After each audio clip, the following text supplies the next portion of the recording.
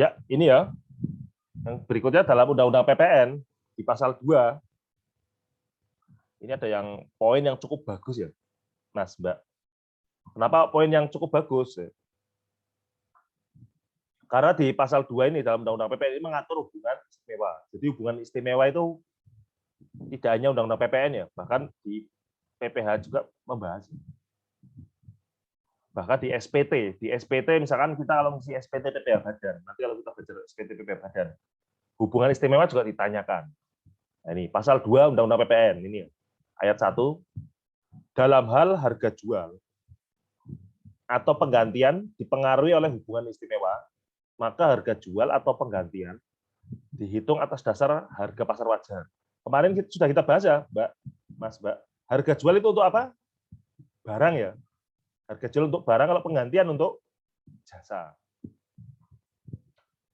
Jadi kalau harga jual atau penggantian transaksinya ada hubungan istimewa, maka harga jual barang atau penggantian atas jasa dihitung atas dasar harga pasar wajar. Harga pasar wajar pada saat penyerahan BKP atau JKP itu dilakukan.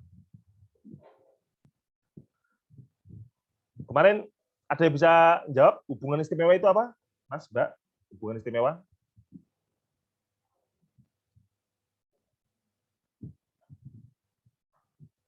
Saya Halo? Pak izin menjawab. Ya, silakan Mas Nasrullah.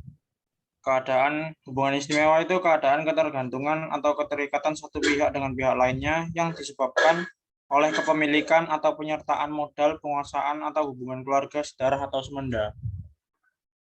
Oke, itu pengertian menurut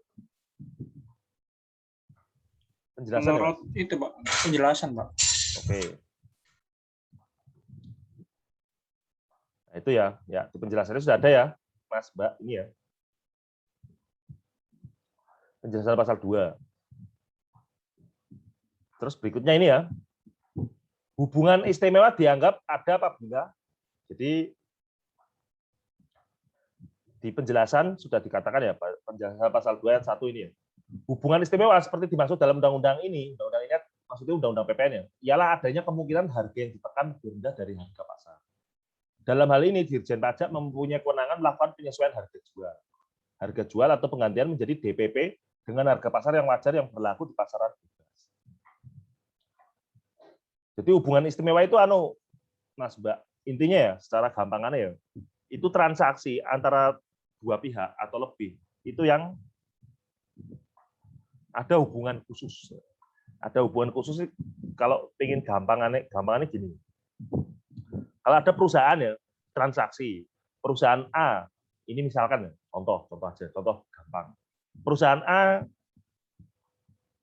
direkturnya Anda misalkan, Anda sebagai direktur atau sebagai pemilik perusahaan. Transaksi dengan perusahaan B itu adik Anda ini ya. Adik atau orang tua. Nah, kira-kira transaksinya apa, Mas? Pakai harga normal atau harga di bawah normal atau di atas normal kira-kira?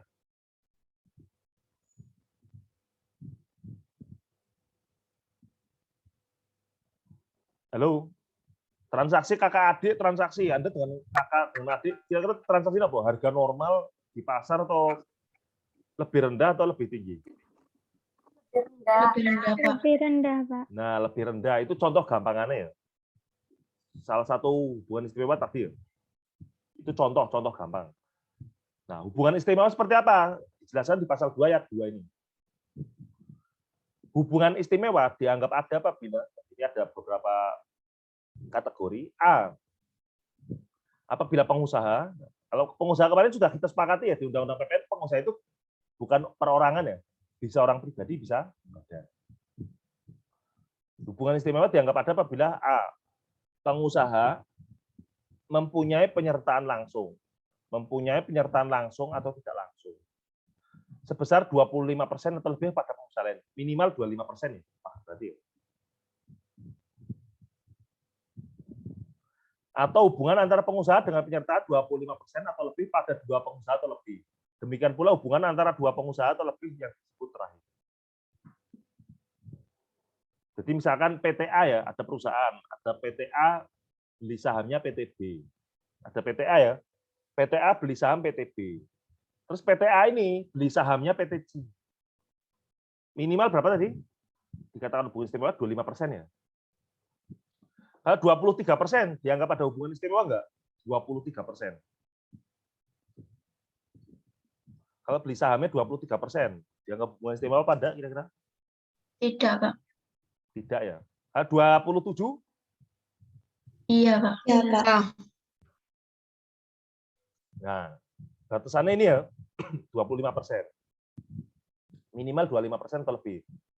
25, 26 dan seterusnya. PTA beli saham PTB 27%. PTA beli sahamnya PTC 30%. PTA dengan PTB dengan PTC ada hubungan istimewa enggak, Mas, Mbak? Kalau mereka suatu saat ada jual beli, ada apa enggak? Ada. Ada ya, paham ya? Jadi PTA beli sahamnya PTB, PTA beli saham PTC, beli ke PTA 27%, beli ke PTC 30%. Nah, PTA dengan PTB itu dianggap ada hubungan istimewa. Kalau mereka transaksi, itu nanti akan diperhatikan. Apakah ada hubungan istimewa itu berpengaruh enggak dengan kewajaran transaksi yang mereka lakukan. Begitu juga dengan PTA dengan PTC juga akan diperhatikan.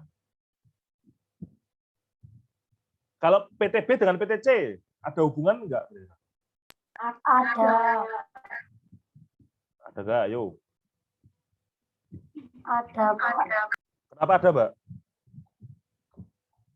Karena di pasal yang poin B itu ada baik langsung maupun tidak langsung. Nah, oke, itu ya.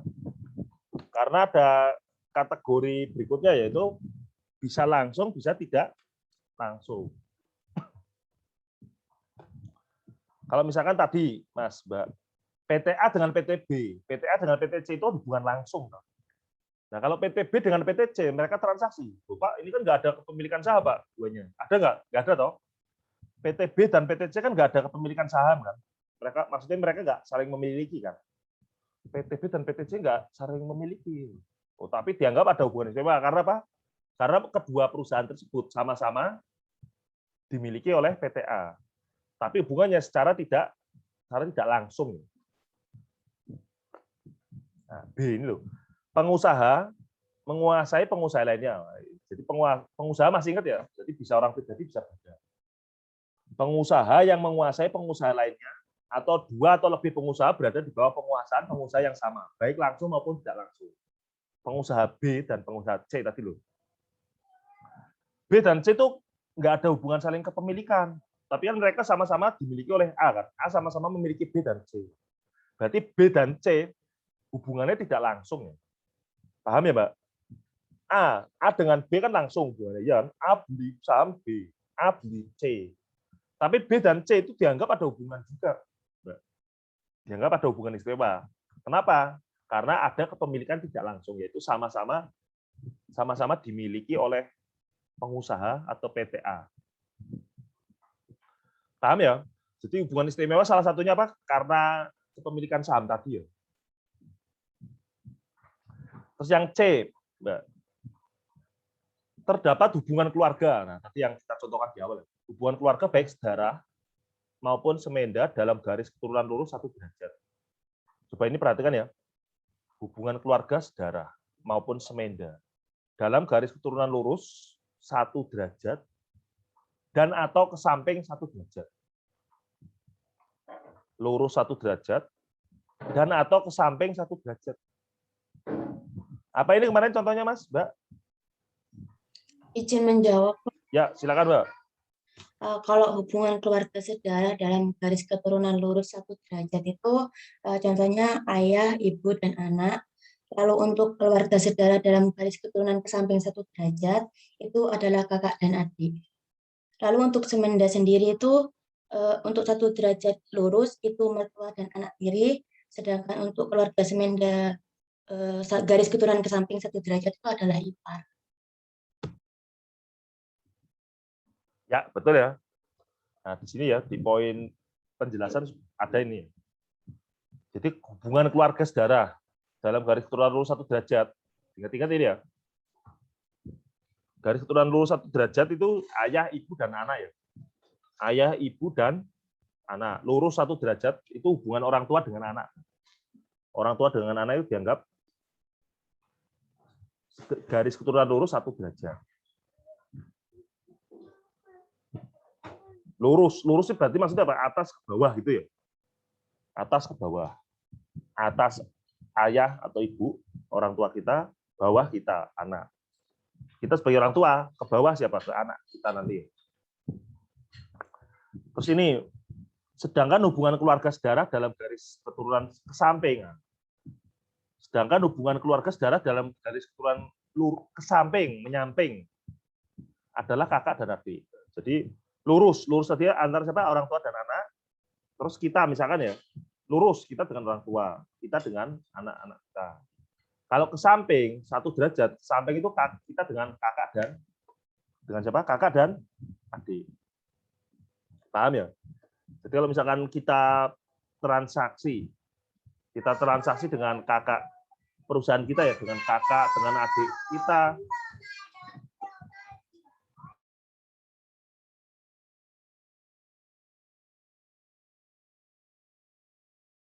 Nah, jadi kakak, adik termasuk ya.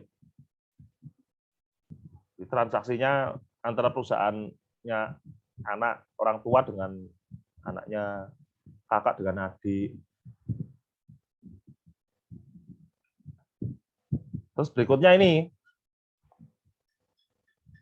semenda. Kalau semenda karena apa? Kalau hubungan semenda karena hubungan kita dengan suami atau istri ya, keluarganya. Ini coba. Yang dimaksud dengan keluarga semenda dalam garis keturunan lurus 1 derajat adalah apa? Mertua ya, mertua dan anak tiri. Jadi semenda itu hubungan akibat perkawinan. Jadi berarti kita nggak ada hubungan apa-apa. Kalau hubungan, paham ya Mas? Mbak? Hubungan darah tahu ya, hubungan darah karena ada hubungan darah, kelahiran. Orang tuanya sama. Kita dilahirkan dari siapa? Bapak kita siapa, ibu kita siapa, itu hubungan darah. Tapi kalau hubungan semenda itu akibat perkawinan. Misalkan Anda nanti ya menikah dengan seseorang, dengan Emilia misalkan, Emilia Contessa menikah dengan seseorang namanya Anton. Itu nggak ada hubungan apa-apa ya. Nah, begitu Anda nikah dengan si Anton ini, Mbak Emilia. Nah, Anda dengan orang tuanya Anton ini, Anton jadi suami Anda. Anton jadi suami Anda, terus apa nih? Orang tuanya, nah itu jadi keluarganya Anton ini menjadi keluarga kita ya, keluarga semenda. Ini loh. Keluarga semenda garis keturunan lurus 1 derajat adalah mertua dan anak tiri. Sedangkan hubungan keluarga semenda dalam garis keturunan ke samping 1 derajat adalah ipar. Jadi misalkan kita transaksi dengan saudara ipar kita, itu dianggap hubungan istimewa enggak, Mas? Enggak.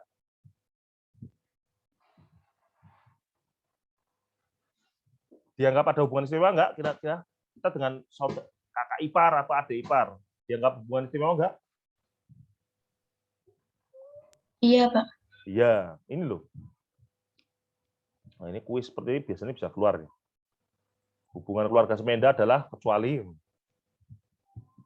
Gampang dipahami, gampang ya. Semenda berarti apa? Mertua, ipar, ya kan? Orang tua, mertua. Saudara berarti ipar. Anak, apabila ada anak berarti anak tiri misalnya.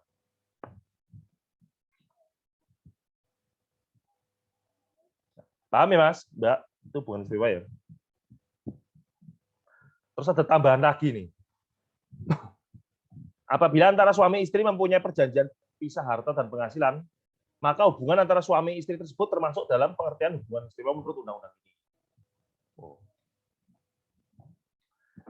Ada yang bisa jelasin apa itu perjanjian pisah harta dan penghasilan? Halo? Apa kemarin? Perjanjian pisah harta dan penghasilan apa?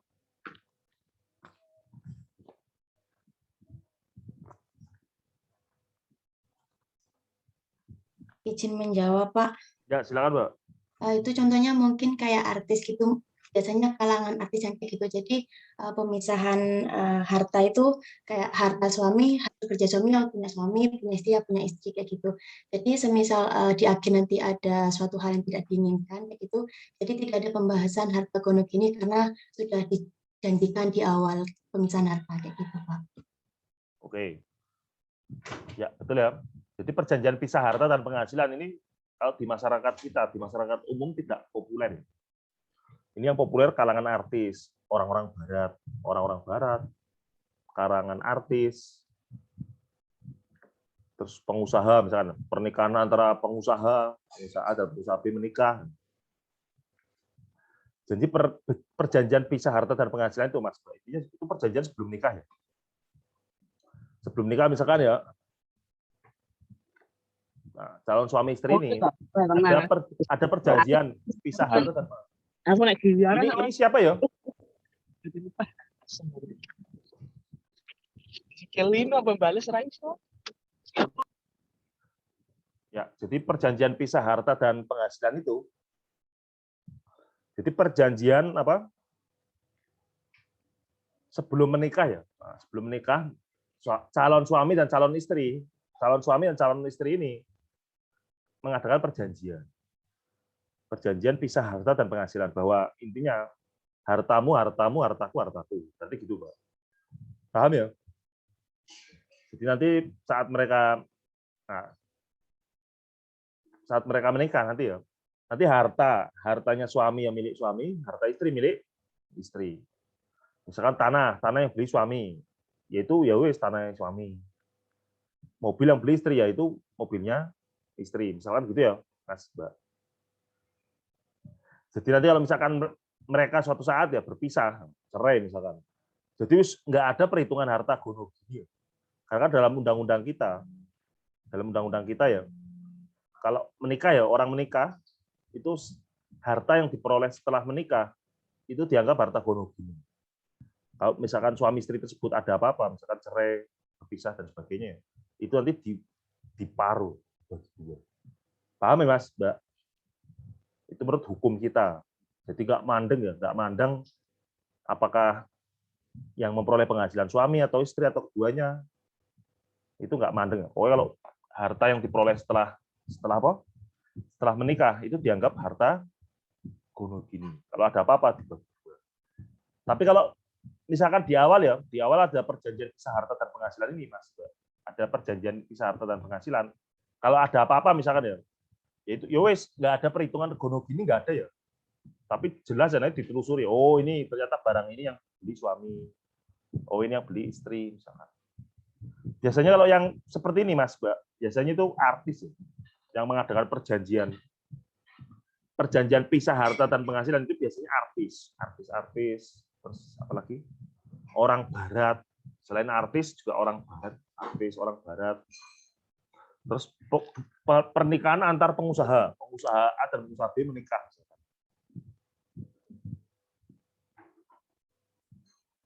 Pengusaha A dan pengusaha B menikah, itu untuk antisipasi hal-hal yang tidak diinginkan, mereka mengadakan perjanjian pisah harta dan penghasilan. Kalau Anda dengar kata perjanjian pemisahan harta dan penghasilan dan sesuai yang saya terangkan ini gimana, Mas, Mbak? Kesannya biasa apa ngeri ini kira-kira? Ngeri, Pak. Ngeri, Pak. Kenapa, Mbak? Kenapa Anda bilang ngeri, Mbak? Sevi bilang ngeri, kenapa, Mbak? Kalau dari saya ngeri, soalnya itu, Pak, belum biasa, terus masih awam. Dan kita juga takutnya nanti setelah nikah kan kayak nggak dapat penghasilan lebih atau kurang gitu. Loh, tapi kalau Anda nggak ada perjanjian ini ya, kalau ada apa-apa yang nggak diinginkan ya, misalkan ya, kalau nggak ada ini perjanjian ini ya berarti namanya harta gono gini ya, bagi dua. Paham ya? Bagi dua. Tapi kalau ada perjanjian ini ya wes ditelusuri nanti siapa yang beli. Biasanya artis. Kenapa artis? Karena kan mereka kan gaya hidup mereka kan kawin cerai misalkan. Orang barat, artis, terus kalau masyarakat kita enggak ya. Paham ya, Mbak? Hubungan istimewa secara umum ini ya, 3 hal ini ya. Termasuk tadi ya, suami istri perjanjian pisah harta dan penghasilan, mereka ada transaksi, dianggap apa? Dianggap ada hubungan istimewa juga. Terus ada kasus ya, nah, kasus perusahaan. Nah ini kemarin sudah ya, Bank BCA dengan PT Jarum Kudus. Bank BCA perusahaan apa Mas, Mbak? Finance, keuangan ya, jasa keuangan. Kalau Jarum, Rokok, Pak. PT Jarum, misalkan, rokok. Mereka transaksi, Mas. Suatu saat mereka transaksi. Tapi transaksi opo yo, angel susah, angel juga ya dibayangkan ya. Di sini rokok, di sini bank. Transaksi apa, Pak? Jarum jual rokok ke BCA, misalkan. Atau BCA jual jasanya ke Jarum. Nah, Jarum dan BCA gimana, Mas, Mbak? Dianggap hubungan istimewa apa tidak ini kira-kira?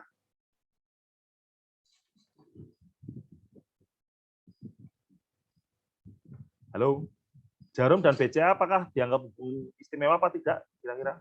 Iya, Pak. Kenapa, Mas? Karena pemiliknya kan kakak adik, Budi Hartono sama Michael Hartono. Oke, ya. Betul ya. Jadi Jarum sama